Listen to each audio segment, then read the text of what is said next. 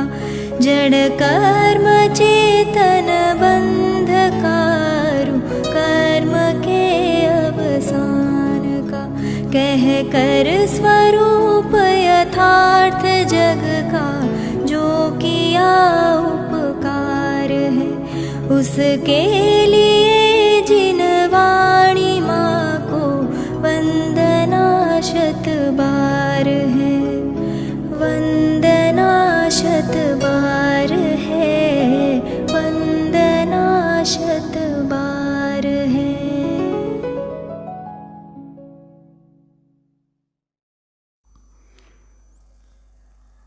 ओम नमः सदेभ्यः ओम नमः सदेभ्यः ओम नमः सदेभ्यः।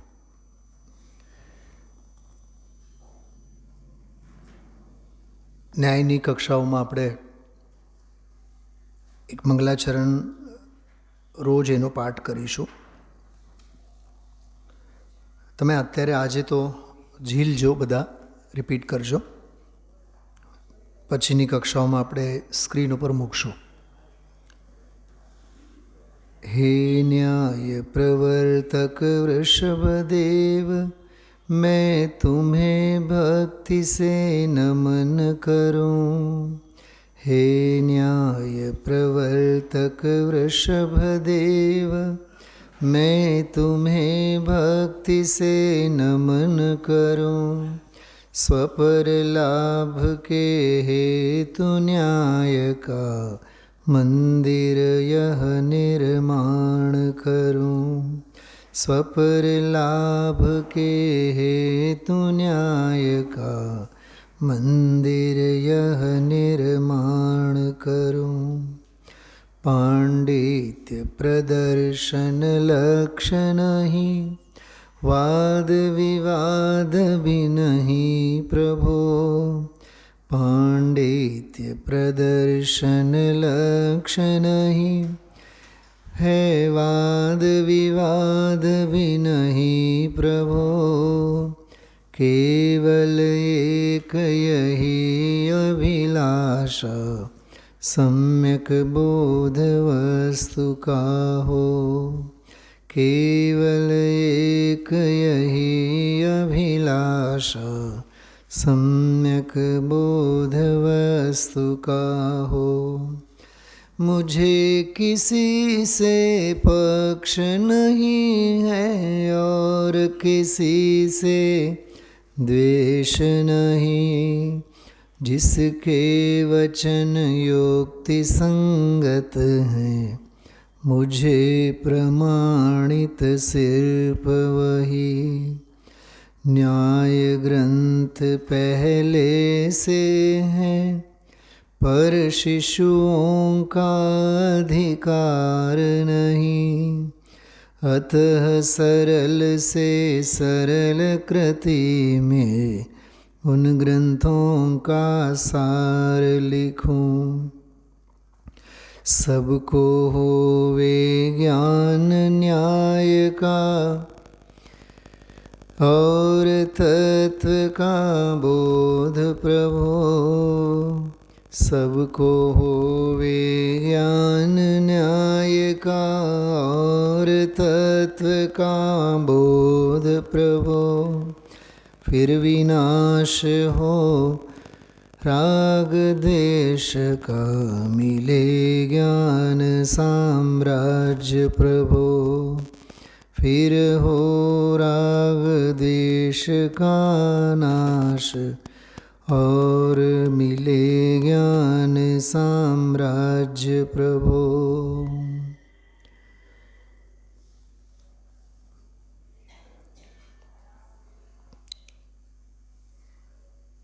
વિશેષ કક્ષા અને આ રવિવારીય વર્ગોનું નામ આપણે રાખ્યું છે જૈન ન્યાય. જેમ આપણા શરીરમાં બેકબોન હોય, બરાબર, બેકબોન સિવાય દેહની આકૃતિ અને દેહ સુસ્થિર ન રહી શકે. મણકા ઘસાઈ જાય એટલે શરીર આખું નખાઈ જાય. કોઈ પણ અનુયોગ, ચારેય અનુયોગ, પ્રથમાનુયોગ, કરણાનુયોગ, ચરણાનુયોગ અને દ્રવ્યાનુયોગ. પ્રથમમ કર્ણમ ચરણમ દ્રવ્યમ. ચારેય અનુયોગ, ચારેય અનુયોગોના દરેક અનુયોગના દરેક શાસ્ત્ર, કોઈ પણ અનુયોગ, કોઈ પણ શાસ્ત્રની વાત કરીએ, કોઈ પણ આચાર્ય દ્વારા લખેલ શાસ્ત્રની વાત હોય, એમાં ત્રણ વસ્તુઓ તો હોય જ: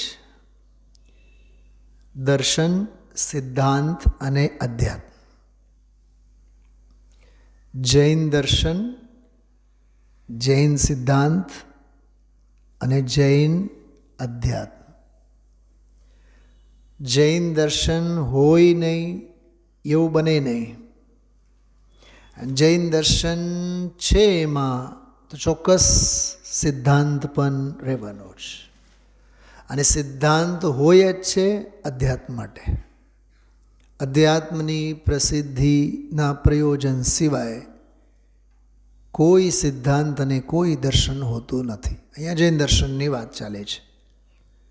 કોઈ પણ શાસ્ત્ર આપણે લઈએ, એ જૈન દર્શન એમાં છે જ.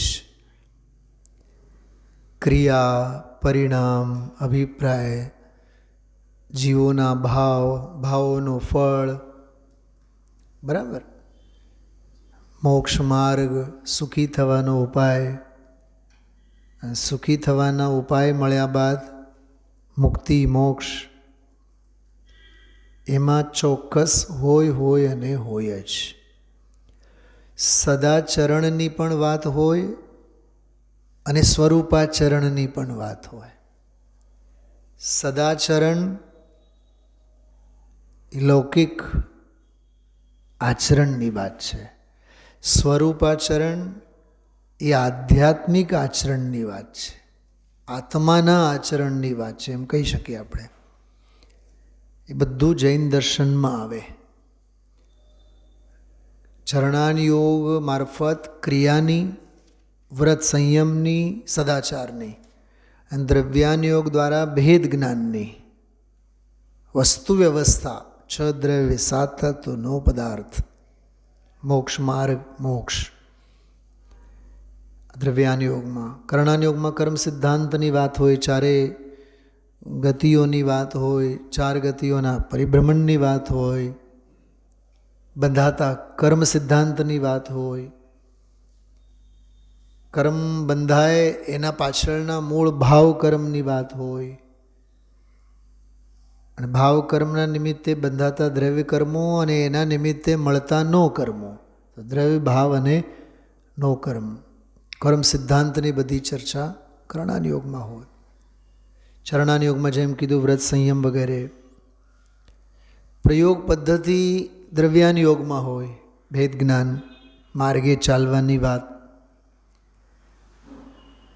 રહ્યું એક પ્રથમાનુયોગ, એમાં આ ત્રણેયના પ્રયોગો હોય. ભેદ જ્ઞાનના પ્રયોગ કરેલા પુણ્ય પુરુષ કેવા હોય એ પ્રથમાનુયોગમાં હોય. કર્મોદયની સ્થિતિમાં સહજ સમતા ભાવે વર્તનારા જીવોની કથા પ્રથમાનુયોગમાં હોય. વ્રત સંયમ એનું ટેક્સ્ચ્યુઅલ ઇન્ફોર્મેશન ચરણાનુયોગમાં હોય, પુસ્તકીય જ્ઞાન, પણ એના પ્રયોગો પ્રથમાનુયોગમાં હોય. ચરણાનુયોગનો પ્રયોગ એટલે પ્રથમાનુયોગ, દ્રવ્યાનુયોગનો પ્રયોગ એટલે પ્રથમાનુયોગ. શા માટે અનુયોગની વાત કરી? જ્યારે કોઈ પણ શાસ્ત્રની, કોઈ પણ અનુયોગની અને સાધક જીવની ચર્યાની વાત આવે, એમાં દર્શન, સિદ્ધાંત અને અધ્યાત્મ ત્રણેયનો સમન્વય હોય અને હોય. અને દર્શન અને સિદ્ધાંત સમજો, એ તો વસ્તુ સ્વરૂપના અંગ છે, પણ એમાંથી માખણ કાઢવું, પ્રયોગમાં મૂકવો એ અધ્યાત્મ છે. પણ અધ્યાત્મને પ્રયોગમાં મૂકવા માટે ન્યાય અને નીતિ હોવી જોઈએ. ત્યાં આવીને ઊભું રહે છે ન્યાય. લોકમાં પણ આપણે કહીએ કે ભાઈ પૈસા કમાઓ, પણ કેવા પૈસા? જીવન જીવવું જોઈએ તો કેવી રીતે જીવવું જોઈએ? કે ન્યાય નીતિથી. તો એ ન્યાય નીતિ શું છે? ખ્યાલમાં આવ્યું? એ ન્યાય નીતિ શું છે? અર્થોપાર્જનમાં ન્યાય એ શું છે? ખ્યાલમાં આવ્યું? એટલે લોક મર્યાદા અને અલૌકિક આત્મહિતની જે મૂળ મર્યાદા, એનું શિક્ષણ કોઈ આપે છે તો ન્યાય આપે છે.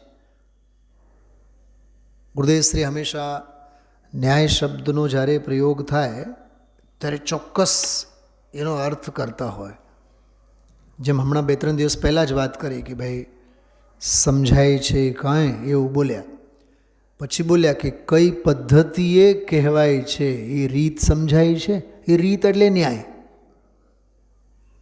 બધું જ સમજાઈ જાય તો નિહાલ થઈ જવાય, પણ કઈ પદ્ધતિએ કહેવાય છે, શું કહેવા માગીએ છીએ, એમાં કંઈ કળ વળે? ખ્યાલમાં આવ્યો? એ જે વસ્તુ છે ગુરુદેવશ્રી જે ઈશારો કરતા હોય, કઈ પદ્ધતિએ, જ્યાં જ્યાં જે જે યોગ્ય છે ત્યાં સમજવું, તે ત્યાં ત્યાં તે આચરે, એ ન્યાયની વાત છે.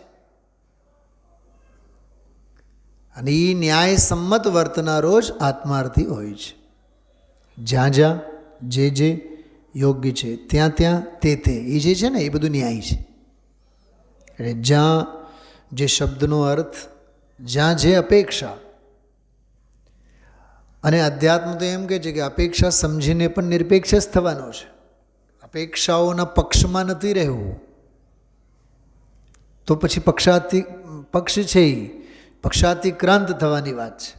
એટલે તો શાસ્ત્રમાં લખ્યું કે પક્ષમાં તો આવ્યો તેથી શું? પક્ષાતિક્રાંત થા.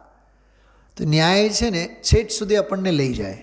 એટલે ગુરુદેવશ્રી જે વ્યાખ્યા હંમેશા કરતા હોય, ન્યાયમાં ની ધાતુ છે. ની ધાતુ જોકે નય ધાતુ છે, નય. તો નય ધાતુ લઈ જવાના અર્થમાં હોય. નયતી ગચ્છતિ ઇતિ, લઈ જાય એટલે પહોંચાડે આપણને એમ. ગુજરાતીમાં તળપદી ગુજરાતીમાં ખબર છે પોસ્ટમનને શું કહેવાય? પોસ્ટમન કહીએ ને આપણે, ટપાલી. એ ટપાલી છે. અને હજી એક બીજો જૂનો શબ્દ છે ખેપીઓ. ગુજરાતીમાં તો આખી નવલકથા છે. પોસ્ટમેન ઉપર, ટપાલી ઉપર એક લખેલી એક નવલકથા છે 100-150 પાનાની, ખેપીઓ. હવે કેટલાકના સુખ દુઃખના સંવેદનાઓ બરાબર આંગણા સુધી પહોંચાડે. એક જમાનો હતો એ. હવે તો મેલ અને વિડીયોગ્રાફીનો બધો આખો જમાનો છે. પણ એ સંવેદનાઓને લઈ જાય નહીં હર હાલમાં.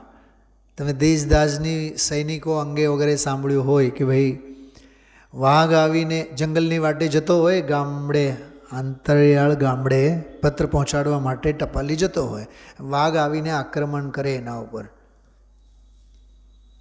તો ભલે ને વાઘ મને ખાઈ જાય, મને મંજૂર છે, પણ મારા હાથમાં જે થયેલો છે એ થયેલો બીજાને હાથમાં આપે ને કે તું પહોંચાડ. હર હાલમાં લઈ જાય એમ, મોતની કિંમતે પણ એ પહોંચાડે એમ સુનિશ્ચિત ધ્યેય સુધી નયતી ગચ્છતી, લઈ જાય જે વહન કરે, પહોંચાડી જ દે. ની વત્તા અય શબ્દ છે મૂળમાં. અયથી ગચ્છતી, પહોંચાડે એટલે નિશ્ચિત સુનિશ્ચિત ધ્યેય લક્ષ્ય સુધી, ડેસ્ટિનેશન સુધી આપણને પહોંચાડે. એનું નામ ન્યાય. આ એક બિલકુલ સામાન્ય બુદ્ધિવાળાને પણ ખ્યાલમાં આવી જાય એવી એની પરિભાષા છે.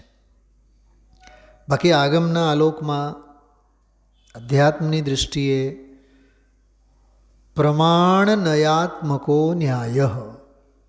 ન્યાય કોને કહેવાય? અચ્છા, જો મેં બહુ વિચારીને આ કક્ષાનું નામ રાખ્યું છે જૈન ન્યાય. અમારે નૈયાયિકોનું ન્યાય નથી ભણવું, અમારે બૌદ્ધોનું ન્યાય નથી ભણવું, અમારે સાંખ્ય અને ચાર્વાકોનો ન્યાય નથી ભણવું, અમારે ગામની ચર્ચા નથી કરવી. અમારે તો 3 લોકના નાથ જિનેન્દ્ર ભગવાને જે ન્યાય બતાવ્યું છે એની વાત કરવી છે. જૈન એટલે જિનેન્દ્ર ભગવંતોનો ન્યાય. જૈન ન્યાય શબ્દનો અર્થ શું?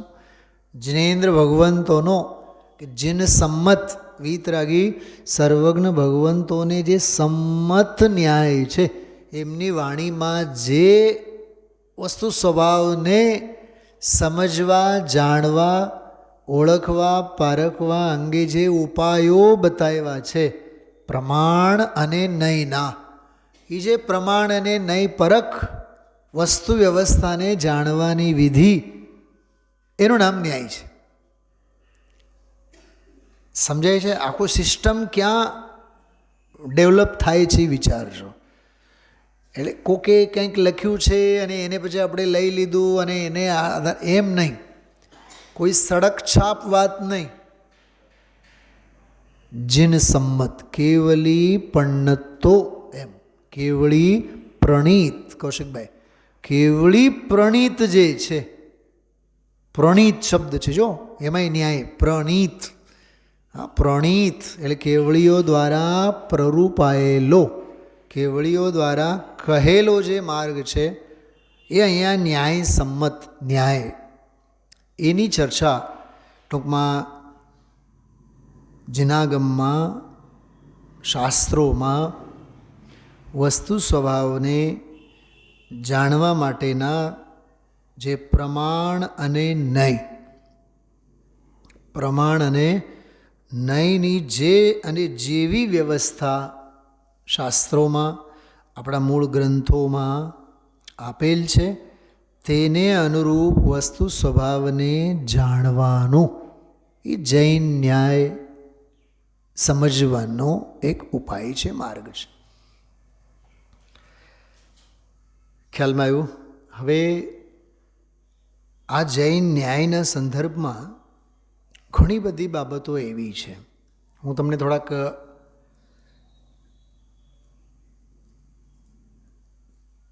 એની નોંધ લઉં છું વિગતવાર. પછી આપણે એક સૂચના પણ મેં આપેલી છે કે 8, 10, 12 ક્લાસ વર્ગ થાય પછી ક્યાંક આપણે જઈને આલાપ પદ્ધતિ, પરીક્ષા મુખ, આવા બધા ગ્રંથો, એના પછી આવે પ્રમેય રત્નમાલા, એના પહેલાં આવે ન્યાય દીપિકા, ન્યાય દીપિકા, પ્રમેય રત્નમાલા, પ્રમેય કમલ માર્તંડ, શ્લોક વાર્તિક, રાજ વાર્તિક, અષ્ટશતી, અષ્ટસહસ્ત્રી, આ બધા અદ્ભુત અદ્ભુત અદ્ભુત ઊંડા ઊંડા ઊંડા ઊંડા લઈ જાય એવા બધા ગ્રંથો છે. ઘણા બધા ગ્રંથો, લગભગ આપણી પાસે તો 201 ન્યાય ગ્રંથોની નામાવલી છે. એકાદ ક્લાસમાં આપણે માત્ર ન્યાયશાસ્ત્રોના નામની જ વાત કરશું, એક આખો ક્લાસ 45 મિનિટ. અને એ કક્ષા તમે 2 વાર 10 વાર સાંભળો તો મગજમાં કંઈક ક્લિક તો થાય કે જો આવો પણ એક ન્યાયનો ગ્રંથ છે. યુક્ત્યાનુશાસન, યુક્ત્યાનુશાસન, સત્ય શાસન પરીક્ષા, આચાર્ય વિદ્યાનંદી દેવની રચના. યુક્ત્યાનુશાસન, સમંતભદ્ર, દેવાગમ સ્તોત્ર, આપ્તમીમાંસા આપણે સાંભળેલું જ છે. એ તો તત્વજ્ઞાનના ભાગમાં પણ આવે છે. 16 કારિકાઓ, દેવાગમ નભો યાન ચામર આદિ વિભૂતયા, સર્વજ્ઞની સિદ્ધિનો આખો પ્રકરણ છે. એ આખો ન્યાયનો મૂળ વિષય છે. તો તત્વજ્ઞાનને જેમ છે તેમ જાણવાના ઉપાયો અંગે માહિતી મેળવવી એ આખો જૈન ન્યાય. વસ્તુ વ્યવસ્થા કેવી છે, વસ્તુનું બંધારણ કેવી છે, અને વસ્તુના બંધારણને સમજનારું જ્ઞાન, એ જ્ઞાનના ભેદ પ્રભેદો, સમજમાં આવતી વસ્તુ એટલે પ્રમાણનો વિષય, અને સમજ્યા બાદ એ પ્રમાણનો ફલ, અને એમાં ક્યાંક ચૂક જઈએ તો પ્રમાણાભાસ. પ્રમાણ અને પ્રમાણાભાસ. તો પ્રમાણ, પ્રમાણનું સ્વરૂપ, પ્રમાણના ભેદ પ્રભેદ, પ્રમાણનો વિષય, પ્રમાણનું ફળ અને પ્રમાણાભાસ. એવી રીતે પરીક્ષામુખ જેવા બધા વિષયોમાં સ્વતંત્ર અધ્યાયો છે. એક પહેલાં પ્રમાણનો એક સ્વરૂપ, પછી બીજો એક અધ્યાય આવશે પરોક્ષ પ્રમાણ, ત્રીજો આવશે પ્રત્યક્ષ પ્રમાણ, ચોથો આવશે પ્રમાણનો વિષય, પાંચમો આવશે પ્રમાણનો ફલ અને છઠ્ઠો અધ્યાય આવશે પ્રમાણાભાસ. એટલે સમ્યક અને મિથ્યા થાય ને. ઘણીવાર આમ બજારમાં કોઈ વસ્તુ હોય તો એ અસલી હોય એ 5000માં મળે, નકલી હોય એ 50માં મળે. તો અસલી અને નકલી બેઉની ઓળખાણ તો આપણને હોવી જ જોઈએ ને. 2000 રૂપિયાની નોટ હોય અને નાના બાળકો બધા બિઝનેસ રમતા હોય, એમાં 2000 રૂપિયાની નોટ 2 રૂપિયામાં આવે અને એ ચળકાટ તો ઓરિજિનલ 2000 રૂપિયાની નોટ કરતાં પણ ઇમિટેશન જ્વેલરીની જેમ જોરદાર હોય. પણ 2000ની કિંમત 2 રૂપિયાની એ નથી. આમ તમે જુઓ તો કાગળ જ છે, બીજું કંઈ છે નહીં. તો અસલ અને નકલ, અસલી અને નકલી આ બેઉની ઓળખાણ. સાચું કહું તમને, ગુરુદેવના પ્રવચનોમાં, રોજના પ્રવચનમાં વાત આવતી હોય છે. વીતરાગ ધર્મની ઓળખાણ અને રાગની ઓળખાણ. આને આશ્રવ કહેવાય અને આને સંવર કહેવાય. આ અજ્ઞાન છે અને આ ભેદ જ્ઞાન છે. આ બે જ વસ્તુઓ ગુરુદેવના પ્રવચનમાં આવતી હોય છે. જેમ કે આજના સ્વાધ્યાયની વાત કરીએ તો પુરુષાર્થ શું અને નિર્વીર્યપણું શું. ગુરુદેવ એક શબ્દનો પ્રયોગ કર્યો હતો કે અશુભ રૂપ વિભાવ અને શુભ રૂપ વિભાવ. પહેલાં આંખો બંધ કરીને વિચારો, શુભ રૂપ એ વિભાવ આપણને લાગે છે? પંચાસ્તિકાયમાં બધી ચર્ચા છે. અશુદ્ધ ઉપયોગ કીધું છે એણે. તો આ બધી છે ને, આ વિચક્ષણતા છે. અને આ વિચક્ષણતા સિવાય ન્યાય હજમ નહીં થાય, ન્યાય પચે જ નહીં.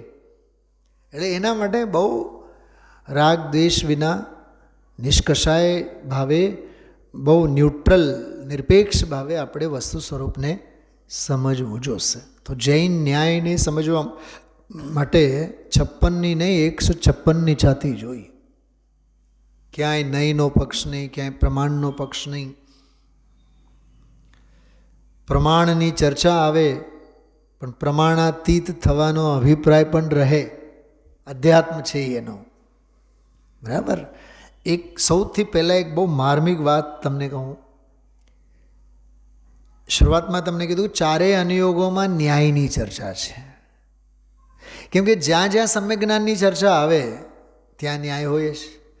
જ્યાં નયોની અપેક્ષાઓ સિદ્ધ કરે, લાગુ કરે, ત્યાં ન્યાય તો હોય જ. તમને પદ્મ પુરાણની વાત કરું કે સીતાજીનું અપહરણ થયું, બરાબર. રામ અને લક્ષ્મણ જંગલમાં શોધે છે, સીતાની શોધ આદરે છે. ત્યાં રવિસેન આચાર્ય લખે છે કે સીતા વિનાના રામ અને લક્ષ્મણ કેવા લાગે છે કે જેવી રીતે સમ્યક ચારિત્ર વિનાના સમ્યક દર્શન અને સમ્યક જ્ઞાન. માથું ફોડીએ તો આ વાત સમજાય. માત્ર કથાની પંક્તિ સમજીને આપણે સમજીએ તો નહીં સમજાય. આ સમ્યક દર્શન કોને કહેવાય, સમ્યક જ્ઞાન કોને કહેવાય, અને બેઉની પૂર્ણતા ચારિત્રમાં કેવી રીતે થાય, બરોબર ખ્યાલમાં હોય તો જ સમજાય. સીતાની સરખામણી ચારિત્ર સાથે કરી, રામ લક્ષ્મણ બંનેની સરખામણી સમ્યક દર્શન જ્ઞાન સાથે કરી. તો જેવી રીતે ચારિત્ર વિના શ્રદ્ધા દર્શન અને જ્ઞાન શોભતા નથી, સમ્યક દર્શન સમ્યક જ્ઞાન શોભે નહીં, એમ સીતા વિના રામ અને લક્ષ્મણ શોભતા નથી. આ ન્યાય છે. આ પ્રથમાન યોગનો અદ્ભુત ન્યાય છે. જેટલી જે આ વસ્તુ વ્યવસ્થા છે ભેદ વિજ્ઞાન પરક. 17-18મી ગાથાની વાત કરીએ આપણે. એવમ ઈ જીવરાયા, જીવ રાજાને સૌથી પહેલાં ધનાર્થી જે હોય એ જીવ રાજાને ઓળખે, પછી એને જાણે, પછી એની સેવા કરે. એ ગાથાની જે મૂળ ટીકા છે એમાં તદુત્પત્તિ અને અન્યતા અનુત્પત્તિ એ આખી ન્યાયની શૈલી છે. એ ન્યાય છે સમયસારનો. હવે સમયસારમાંનો આપણને અધ્યાત્મ તો ખ્યાલ છે, પણ એમાં છુપાયેલો જે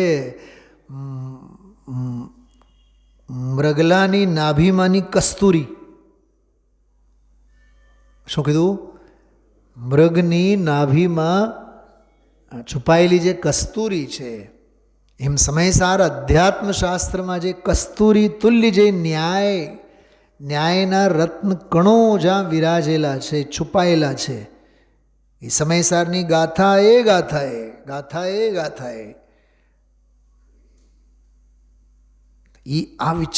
આના માટે વિચક્ષણતા જોઈએ. અને એ વિચક્ષણતા જે છે, પ્રજ્ઞા જેને કહીએ આપણે, વિચક્ષણતા, ચાણાક્ષપણું, એ આખો ન્યાય છે. અને એ ન્યાય શૈલી અને ન્યાય પદ્ધતિ વિના નહીં સમજાય. એટલે દ્રવ્યાન યોગની વાત કરીએ આપણે. જો કથાઓ આત્મકલ્યાણ માટે, કર્મ સિદ્ધાંત નિષ્કર્મ અવસ્થારૂપ આત્મકલ્યાણ માટે, ક્રિયાઓ ચરણાન યોગની એ આત્મહિત માટે, અને ભેદ જ્ઞાનપરક જે દ્રવ્યોની, તત્વની, પદાર્થોની વ્યવસ્થાની ચર્ચા દ્રવ્યાન યોગમાં આવે, એ શેને માટે? આત્મહિત માટે. હવે દ્રવ્યાન યોગ જે છે, એ દ્રવ્યાન યોગની બે ધારા છે. એક છે અધ્યાત્મ, અને અધ્યાત્મને ડગલે ને પગલે સિદ્ધ કરતી શૈલી છે ન્યાય. તો ન્યાય અને અધ્યાત્મની દ્રવ્યાન યોગની બે ધારાઓ છે, સ્તંભ છે, એમ સમજો ને. દ્રવ્યાન યોગના બે સ્તંભ છે, ન્યાય અને અધ્યાત્મ. ન્યાય વિના, ન્યાય પદ્ધતિ વિના, પ્રમાણ અને નય વિના અધ્યાત્મ ન સમજાશે, ન લખાશે, ન પરિણમાશે. ખ્યાલમાં આવ્યો? તો અધ્યાત્મની પ્રસિદ્ધિ એ ન્યાય વડે, અને ન્યાયપરક શૈલીમાં ગ્રંથો લખાણા પણ છે આચાર્ય મુનિ ભગવંતો, કે આવી સર્વજ્ઞ કથિત વસ્તુ વ્યવસ્થા છે, અને આત્મા અને પરમાત્માની એવી વ્યવસ્થા છે, એને માટે છે. એટલે ન્યાય શૈલી જે છે, એક સ્વતંત્ર શૈલી, એક સ્વતંત્ર પદ્ધતિનો અવતાર થયો, અને આચાર્ય મુનિ ભગવંતો એ ન્યાયના ગ્રંથોની રચનાઓ કરી. લોકમાં પણ તમે જુઓ ને, સ્ટુડન્ટ્સ લોકોને નિશાળમાં ઇકોનોમિક્સ હોય, સોશિયોલોજી હોય, બરાબર, બોટની હોય, બાયોલોજી હોય, કેમિસ્ટ્રી હોય, ફિઝિક્સ હોય, સંસ્કૃત હોય, ગુજરાતી હોય, ભાષાઓ બધી હોય, બીજા ઘણા બધા વિષયો હોય, તત્વજ્ઞાન, ફિલોસોફી એ વિષય હોય, ઇકોનોમિક્સ તો હોય જ, સાયકોલોજી પણ હોય. હવે એ સિવાય એક લો પણ હોય. સમજાય છે? લો પણ હોય. લગ્નની સંસ્થાઓ હોય, અને લગ્નની સંસ્થાઓના માથાકૂટોને શાંત કરવા માટે કોર્ટ પણ હોય. છે કે નહીં? બેઉ કેવો સમાજમાં કેવો વિરોધાભાસી વ્યવસ્થા કહેવાય. લગ્ન મંડપોય હોય તો કોર્ટના બધા હોલે હોય. એટલે કહેવાનો અર્થ, એ લો જે છે, કાનૂન, જેને ન્યાય કહેવામાં આવે, ન્યાય મંદિર કેવું લખવામાં આવે ત્યાં આપણા રેલવે સ્ટેશને છે, ન્યાય મંદિર. મેં કીધું જયપુરમાં આપણે 7-8 વર્ષ ભણ્યા, ત્યાં ક્યાંય ન્યાય મંદિર અમે નથી વાંચ્યું. તો રાજકોટના આંગણે ન્યાય મંદિર,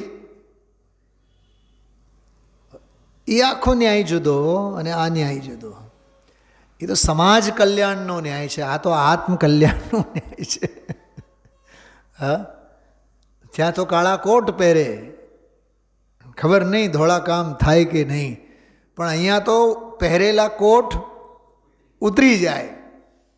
આ તો નિર્ગ્રંથતાનો માર્ગ છે, આ નિર્ગ્રંથતાનો ન્યાય મંદિર છે.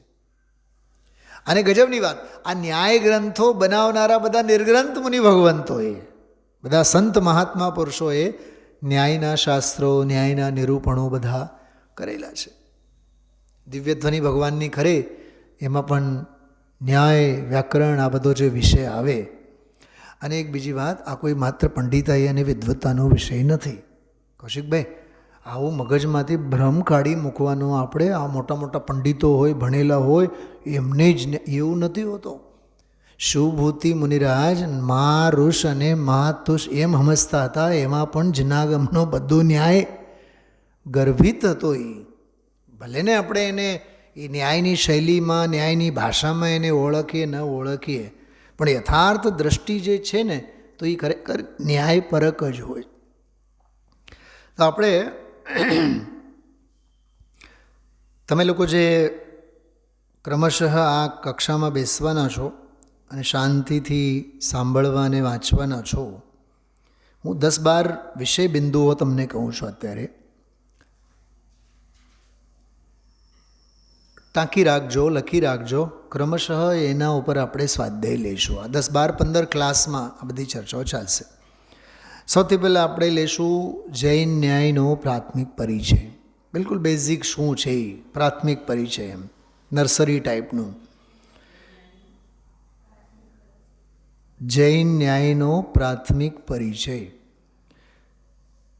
પછી બીજો એક વિષય લઈશું આપણે. કોઈ પણ વિષયને સમજતા પહેલાં આપણને પરિચય તો થયો, પણ એની આવશ્યકતા, અધ્યયનની આવશ્યકતા ખ્યાલમાં હોય તો એ વિષયનો મહિમા આવે. તો ન્યાયશાસ્ત્ર જે છે, ન્યાયશાસ્ત્રના અધ્યયનની આવશ્યકતા, શા માટે આપણે એનો અધ્યયન કરવો જોઈએ. તો પરિચય પછી આપણે આવશ્યકતા ઉપર વિશેષ ધ્યાન આપશું. ત્યારબાદ જૈન ન્યાયશાસ્ત્રના અધ્યયનની દૈનિક જીવનમાં ઉપયોગિતા. આપણું જે ન્યાયશાસ્ત્ર જનરલી લેશું એમાં લૌકિક જીવનમાં, દૈનિક રોજમર્રાના જીવનમાં એની કેટલી ઉપયોગિતા છે, લાભ કેવી રીતે છે, એની પણ આપણે થોડીક બધી ચર્ચા લેશું.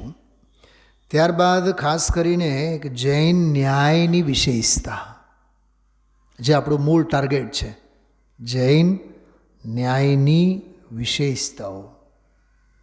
વિશેષતાઓ પણ આપણને ખ્યાલમાં હોવા જોઈએ.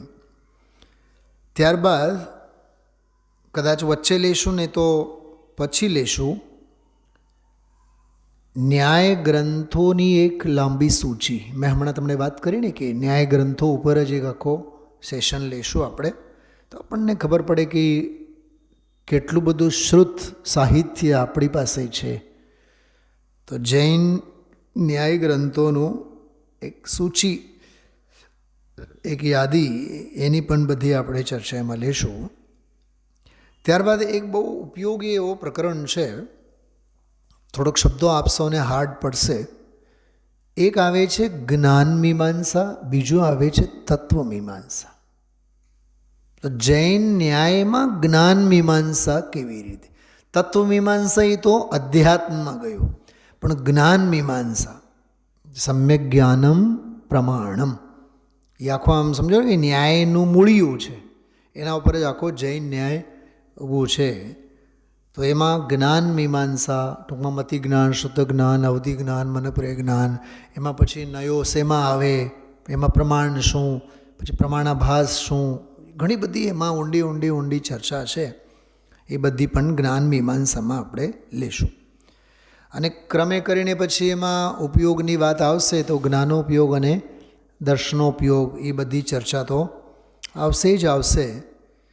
પછી ક્રમમાં એમાં આગળ જ્યારે આવશે જ્ઞાન, સમ્યક જ્ઞાનના લક્ષણો, અન્ય મત જે માને છે પ્રમાણ તરીકે જેને, એની પણ બધી ચર્ચા એમાં આવશે. એ સિવાય ક્રમ પ્રાપ્ત એક વિષય આવશે અનેકાંત અને સાધવાદ. જો આ પણ જૈન ન્યાયનો એક બહુ મોટો પ્રકરણ છે, અનેકાંત અને સાધવાદ. એના ઉપરના પણ એક બે બધા સરસ આર્ટિકલ્સ છે, એમની પણ આપણે ચર્ચા લેશું. અને ખાસ કરીને એમાં હવે આપ સૌને બહુ મજા આવશે, કેમ કે એનાથી આપણે ટેવાયેલા છીએ. આત્માનુભૂતિમાં ન્યાયશાસ્ત્રના જ્ઞાનની ઉપયોગિતા. જે જૈન ન્યાય આપણે સમજીએ છીએ એ આત્માનુભૂતિમાં એની ઉપયોગિતા શું, કેવી રીતે, ક્યાં એ સેટ થાય, એની પણ ચર્ચા આવશે. અને તે સિવાય જેમ કે સમયસાર છે, પ્રવચનસાર છે, આ બધા શાસ્ત્રોમાં પણ ન્યાયશાસ્ત્રના ઘણા પ્રયોગો છે. જેમ મેં હમણાં 17મી 18મી ગાથાની વાત કરી હતી, તો ક્યાં એ છુપાયેલો છે ન્યાયના સૂક્ષ્મ વિચારો, ચિંતન કણ, એ બધી પણ ચર્ચા આપણે લેશું. એક સ્વતંત્ર વિષય એ 4-6 ક્લાસમાં આપણે લેશું, સર્વજ્ઞ સિદ્ધિ. મને ઘણી વાર વિચાર આવે, સર્વજ્ઞ તો છે, પણ એ આપણા માટે સિદ્ધ કેટલા છે? હોવા માટે હોય વસ્તુ જુદી છે, પણ આપણે એને કામમાં કેટલું લેતા હોઈએ છીએ. સમજાણો? હમણાં એક બહુ સરસ વાત સાંભળી, ખૂબ જ જો કે એના એક દિવસ પહેલાં જ મેં સવારના સ્વાધ્યાયમાં જ દાખલો આપ્યો હતો, અપૂર્વાર્થ. 2 દિવસ પહેલાં વાત કરી હતી આપણે અપૂર્વાર્થ. અપૂર્વાર્થ એટલે મારા જ્ઞાનનો જે કદી ગેય બન્યો નથી, એટલે મેં જેણે જાણ્યું નથી, એ મારા માટે શું છે? અપૂર્વાર્થ. અર્થ એટલે વસ્તુ, અપૂર્વ એટલે પૂર્વે કદી પણ મારા જ્ઞાનમાં એ આવ્યો નથી, કે મારા નિર્ણયમાં એ આવ્યો નથી, એ મારા માટે અપૂર્વ. ન્યાયના ગ્રંથોમાં એક બહુ માર્મિક ચર્ચા છે કે પૂર્વે તું ભલેને જ્ઞાનમાં લીધો હોય, બરાબર, જ્ઞાનમાં લીધો હોય, ચોખ્ખો નિર્ણય થયો હોય, બધી વાત સાચી, પણ તે સંબંધી સંશય, વિપર્ય અને અનધ્યવસાય ફરી પાછા એ ફંગસ પેદા થાય તો એ વસ્તુ તારા માટે કેવી છે? અપૂર્વાર્થ જ છે. મેં થોડીક એની વાત પણ કરી હતી. કૌશિકભાઈ, શાસ્ત્રીનગરમાં તમારી ઘરે મારે પહોંચવાનું, 5 વર્ષ પહેલાં મેં તમારો ઘરનો રસ્તો બધું જોયું હતું, અને આજે બહુ ઓવર કોન્ફિડન્સમાં હું નીકળ્યો તમને ત્યાં મળવા, અને ભૂલ ભૂલામણામાં શેરી બોલાઈ ગઈ, એક જેવી શેરી લાગે. હવે જો ત્યાં પહોંચ્યા ત્યાં સુધી તો અભિમાન શેનો હતો? મને ખ્યાલ છે. અને અજ્ઞાન પછી મોઢું ફાડીને સામે ઊભું રહ્યું. ભૂલ ભૂલામણામાં 4 જણાને પૂછો, 6 જણાને પૂછો, સાવ સામે જ હોય, નજરની સામે જ હોય, પણ 4-6 જણાને પૂછતા પૂછતા પૂછતા પૂછતા પછી પહોંચ્યા.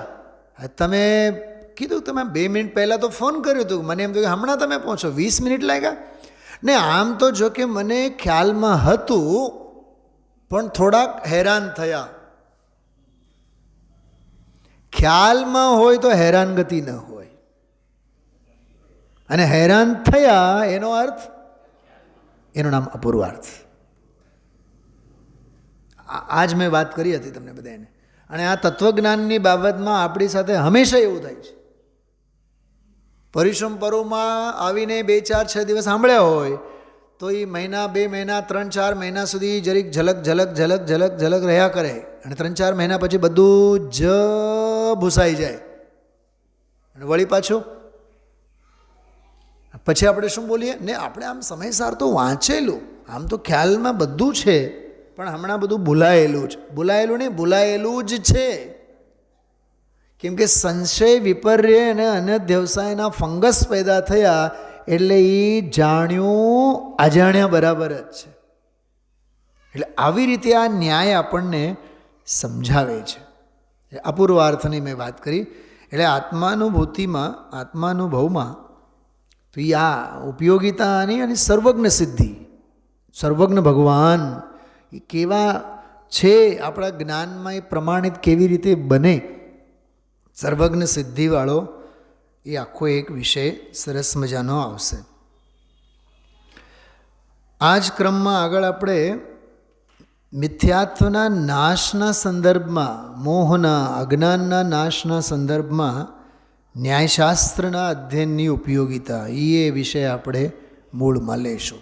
એક વિષય હજી યાદ રાખજો, સર્વે દુઃખોનું મૂળ અજ્ઞાન છે, અને સુખનું મૂળ સમ્યક જ્ઞાન છે. એ ન્યાય જ આપણને ભણાવશે, ન્યાય જ આપણને શીખવાડશે. સુખી થવું હોય તો જ્ઞાન સિવાય બીજો કોઈ ઉપાય નથી. દુઃખી તો છીએ, એના પાછળ બધું અજ્ઞાન છે. તો અજ્ઞાનનો નાશ કેવી રીતે થાય એની પણ બધી એમાં અપૂર્વ ચર્ચા કરવામાં આવશે.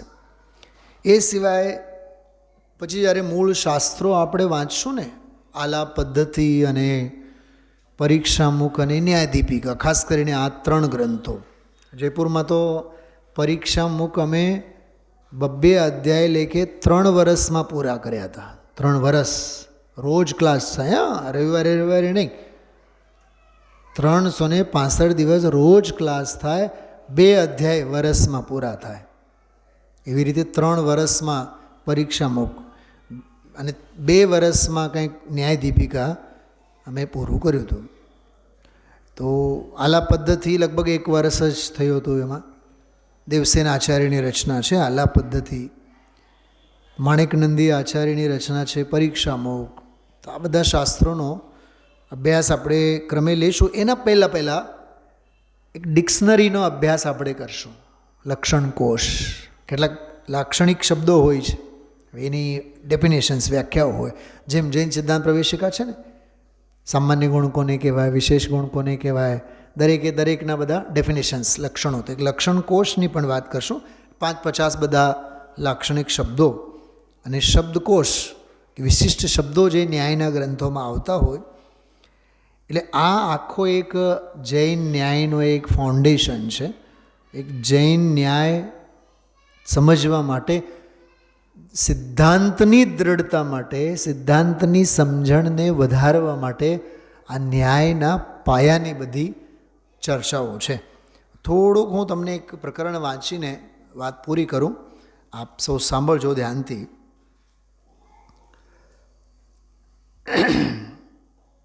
બહુ ઉપયોગી છે એ વિષય, એટલે આપને થોડોક એનો મહિમા આવે. જો ન્યાય શબ્દની વ્યુત્પત્તિ એટલે એનો ગર્ભિત અર્થ. નિયતે જ્ઞાયતે વસ્તુ તત્વમ. નિયતે એટલે લઈ જાય છે, જ્ઞાયતે એટલે જણાવે છે. નિયતે જ્ઞાયતે વસ્તુ તત્વમ, વસ્તુ તત્વ સુધી, વસ્તુના મૂળ હાર્દ સુધી જે આપણને લઈ જાય છે, પહોંચાડે છે. એ ન એટલે જેના વડે આપણે પહોંચી શકીએ, પહોંચી વળીએ. સન્યાય, એને ન્યાય કહેવામાં આવે છે. નિયતે જ્ઞાયતે વસ્તુ તત્વમ, વસ્તુ તત્વને, વસ્તુ તત્વ સુધી આપણને જે પહોંચાડે છે, જેના વડે જવાય છે, જેના વડે ત્યાં સુધી પહોંચી વળાય છે, એ સોર્સ, એ માધ્યમ, એને ન્યાય કહેવામાં આવે છે. જેના દ્વારા વસ્તુ સ્વરૂપને સારી રીતે જાણી શકાય, એને ન્યાય કહેવામાં આવે છે. હવે ન્યાય શબ્દ જો, હવે હું તમને 1 2 3 4 5 6 7 8 એક શબ્દ બોલું છું. તમને આમ રોમાંચ થશે. એ બધા ન્યાયના અર્થમાં છે. જેમ કે એક શબ્દ છે, કદાચ આ સાંભળ્યું ન હોય, અન્વીક્ષા. અન્વીક્ષા એક શબ્દ સાંભળ્યો છે, અન્વેષણ, એવો શબ્દ છે અન્વીક્ષા. એક છે યુક્તિ, આ તો શબ્દ સાંભળેલું છે, યુક્તિ. પરીક્ષા, એક્ઝામ જે હોય, પરીક્ષા. સમીક્ષા, કોઈ પણ વસ્તુ હોય, જેમ ન્યૂઝપેપરમાં આપણે આર્ટિકલ્સ બધા જોતા હોય, ઇકોનોમિક ટાઈમ્સમાં હોય, એ બધી સમીક્ષાઓ હોય. એક છે હેતુ વિદ્યા, આ બહુ સરસ શબ્દ છે. ન્યાય વિદ્યાને હેતુ વિદ્યા કહેવાય. તર્કશાસ્ત્ર, લોજિક, જે તર્કશાસ્ત્ર છે એ આખો ન્યાયનો વિષય છે. વિચાર, એક સામાન્ય શબ્દ છે વિચાર. આપણે વિચાર કરીને કામ કરવું એટલે ન્યાયથી કામ કરવું. પરખ, ગુજરાતીમાં આપણે કે પારખવું જોઈએ. પારખવું શું છે? પરીક્ષા શબ્દથી પારખ એ એનો અપભ્રંશ રૂપ છે. માણસને પારખતા શીખો. હા, નમસ્તે. આપણે ગુજરાતમાં તો પારેખ સરનેમે ખરા. ગુજરાતીમાં છે ને, ગુજરાતી સાહિત્યમાં આજથી 700-800 વર્ષ પહેલાંના સાહિત્યની વાત કરો. તમે લોકો એક સાંભળ્યું હોય, ભવાઈના વેશ. સાંભળ્યું છે કૌશિકભાઈ? જૂના નાટકો વગેરે જોયા હો, સાહિત્ય સાંભળ્યું હોય, હા, તો એમાં મુનશી પ્રેમચંદ હિન્દીના અને મુનશી કનૈયાલાલ મુનશી ગુજરાતી સાહિત્યમાં, કે એના પહેલાંના પણ જે જૂના જમાનાના બધા 18 વેશ હોય, ભવાઈના વેશ, બરાબર, એમાં તમે સાંભળ્યું હોય એક શબ્દ આવે છે કજોડા. સાંભળ્યું છે શબ્દ? સાંભળ્યું ને શબ્દ? 18 વર્ષનો ભરતાર, હું 18 વર્ષની ને 80 વર્ષનો મારો ભરતાર. શું સાંભળ્યું? એ ભવાઈના વેશમાંનો સ્ત્રી પાત્ર એમ કહે છે 18 વર્ષની હું ને મારો 80 વર્ષનો ભરતાર. એમાં એક પાત્ર આવે અડવો. કયો? તમે લોકો ઓલું તો શબ્દ સાંભળ્યું? છગન મગન. એ છગન મગન એ બધા ભવાઈના વેશમાંના જ પાત્રો છે બધા. તો રંગીલો, હા, એ રંગલા અને રંગલા રંગલીવાળા પાત્રો, એ બધા અડવાના, એ બધા ભવાઈના વેશના બધા જૂના પાત્રો છે બધા. હા, એમાં અડવો જે છે ને, અડવો એ પાત્ર, કેરેક્ટર, એમ જેમ સર્કસમાંનો જોકર ટાઈપનો હોય, કોઈ વ્યક્તિ ન હોય પણ અડવો એક પાત્ર. અડવો એ કે આપણું નામ રહ્યો અડવો, કેમ કે બુદ્ધિ ના રહ્યા આપણે અડવા. તો મને ઘણીવાર વિચાર આવે એ ભવાઈના વેશમાંનો કેટલો હાચો કેટલો ખોટો ખબર નહીં, પણ સમાજમાં ગોતવા જાઓ તો તમને સેંકડો અડવા મળે, બુદ્ધિના અડવા. એ જે અડવો છે ને, એ અડવો એમ કહે આપણે તો બુદ્ધિના અડવા રહ્યા અને આપણું નામ પડ્યું ઠીકરી પારેખ. હું તમને પરીક્ષા શબ્દ ઉપરથી વાત કરું છું. એ કોક સોનું પારખે, કોક રૂપું પારખે, કોક હીરા પારખે. આપણે તો બુદ્ધિના રહ્યા ડોબા, એટલે આપણે તો ઠીકરીને પારખીએ. શું ઠીકરી એટલે શું?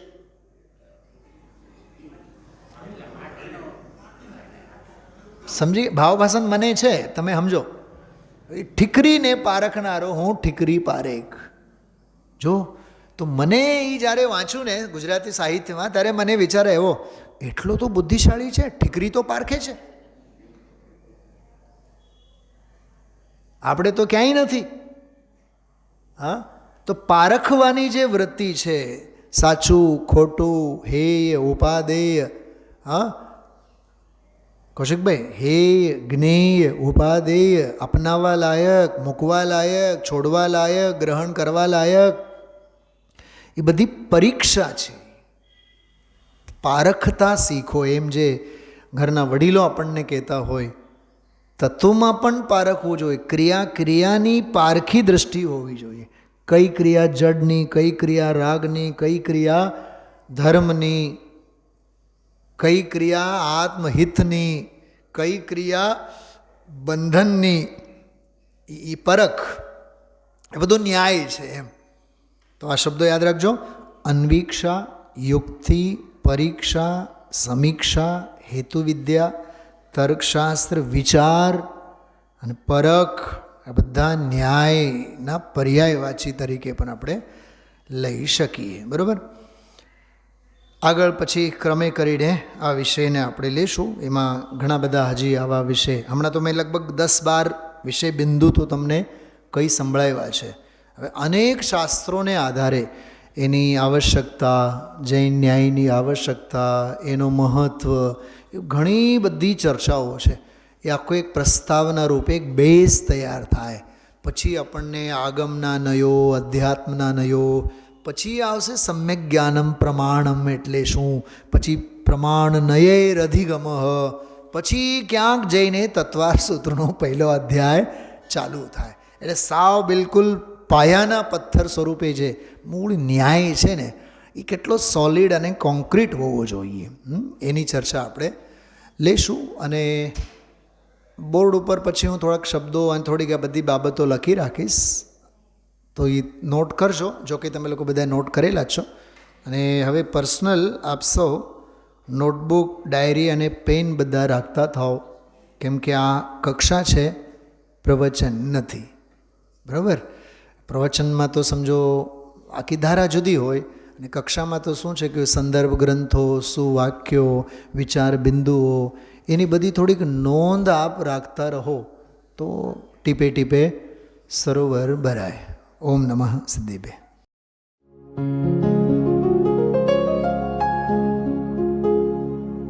निज निधि निज में बताए, यह अनंत उपकार है उसके लिए जिन वाणी माँ को वंदना शत बार है, वंदना शत बार है, वंदना शत बार है.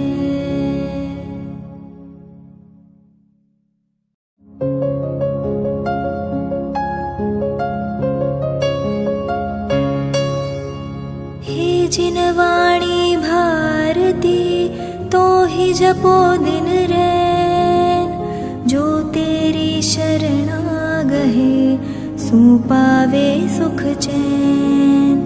जा वाणी के ज्ञान ते सूझे लोकालोक, सो वाणी मस्तक नवो सदा देत हो ढोक, सदा देत हो ढोक.